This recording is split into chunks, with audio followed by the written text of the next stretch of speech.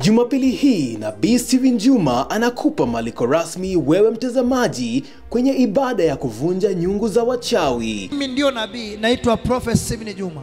Na Mungu wa mbinguni amenisaidia sana kunijalia neema yake. Na hiyo neema ya Mwenyezi Mungu hata wewe pale nyumbani utaiona. Mimi kazi yangu kubwa sana ni kuharibu madhabahu ya kichawi, kuharibu madhabahu ya waganga na wachawi. Hiyo ndio kazi Yesu Kristo alinipatia mamlaka niweze kufanya hiyo kazi. Amen. Usikose kufika Jumapili hii ya tarehe 27 mwezi huu wa 4. Njoo ubadilishe maisha yako na ya familia yako. Na watu watano malaika wa Mungu ananiambia waliwekwa kwa nyungu, waliwekwa kwa uganga, hawa watu watano. Samaje pale kwenye runinga? The viewers who are watching us from the TV. Ni masaa mazuri Mungu amekupa kibali. These are good times that the Lord has given us favor.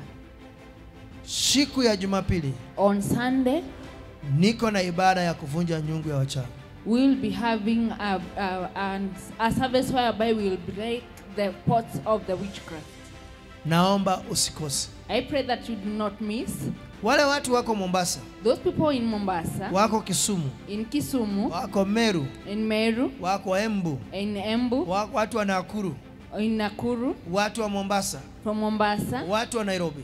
from Nairobi. Tukutane hapa Jumapili. Let's meet here on Sunday. Watu wa Kitui, People from Kitui, tukutane hapa Jumapili. let's meet here on Sunday.